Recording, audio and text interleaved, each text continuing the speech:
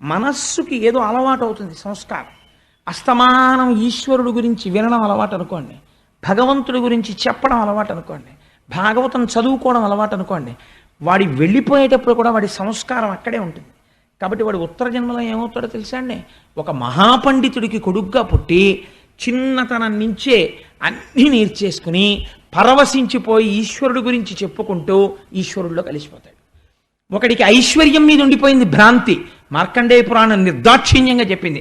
వాడు ఏమవుతాడో తెలుసా అండి, పునర్జన్మ ఇచ్చే ముందు ఆఖరి ఆలోచనని బట్టిస్తాడు ఈశ్వరుడు. ఐశ్వర్యం గురించి ఆలోచించిన వాడికి ఏమిస్తారో తెలుసా అండి, తల పగిలి చచ్చిపోవలసిన జన్మిస్తారు.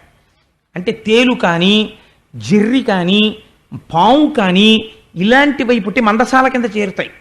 ఆ డబ్బులున్న చోటుకి వచ్చి చేరుతాయి. లేకపోతే ధాన్యం పోసిన అదేంటి పెద్ద పెద్ద కావుల్లో కడతారు, వాటి కింద కానీ చేరి